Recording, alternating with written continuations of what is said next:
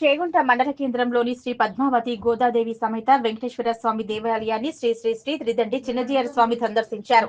ఆలయానికి చేరుకున్న స్వామివారికి ఆలయ భక్తులతో పాటు ఆలయ కమిటీ సభ్యులు పూర్ణ కుంభంతో ఘనంగా స్వాగతం పలికారు.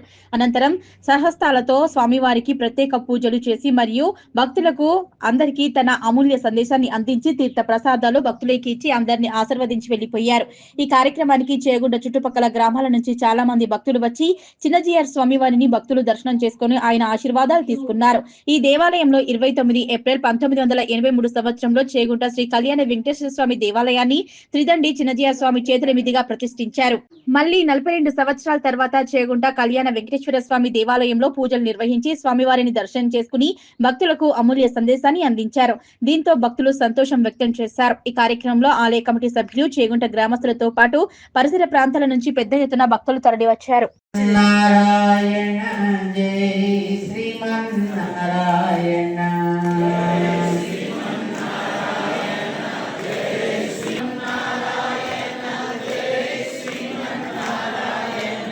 జై శ్రీమన్నారాయణ జై శ్రీమన్నారాయణ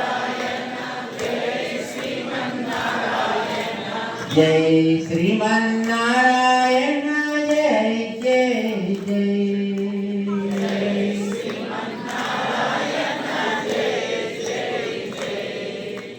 జై శ్రీమన్నారాయణ జై జై జై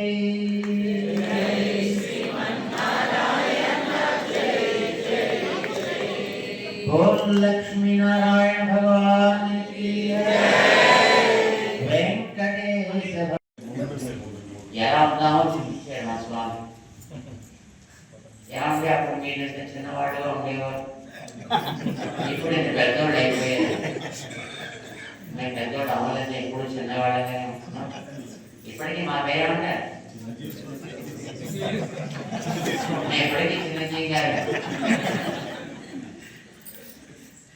నేను అప్పటికీ చిన్నగానే ఉంటాను.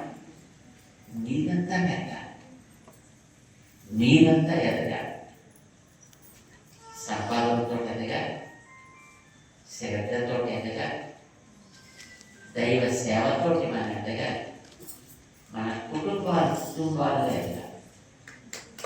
అదే నేను రాసేస్తున్నాను. ఇందాక చెప్పాను కాకుండా అప్పట్లో అంతా నేను ఏర్పడి అలవాటు ఉండేది కాదు. నేను మాట్లాడలేదు, చక్కగా అలా దూరంగా ఉంటే అలా ఉండి నమస్కారం పెట్టేవాడు. ఇప్పుడు ఇలా అడవిలో ప్రవేశించాడు రామచంద్రుడు. మన గురువు గారు మతంగ మహర్షి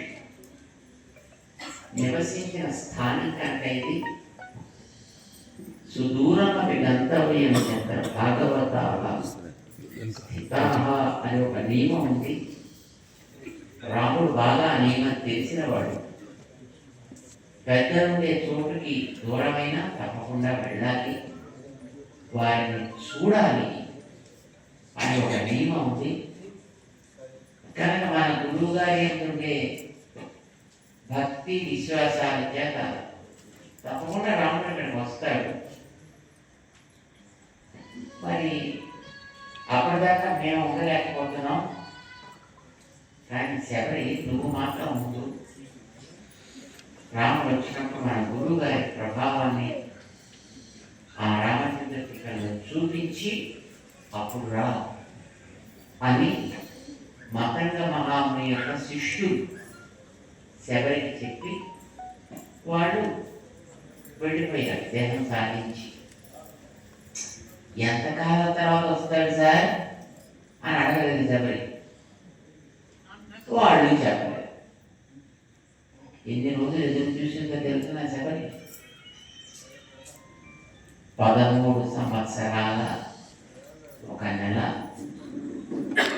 అంతకాలం అలాగా ఎదురు చూస్తూ ఉంది. రాముడు రావాలి వస్తాడు, ఒక విశ్వాసం అంతే. రాముడు వచ్చాడు. చివరికి రాగానే రాముడు చూసి, ఆమె బాగున్నావా, నీ కార్యక్రమాలు ఇదే గ్రామం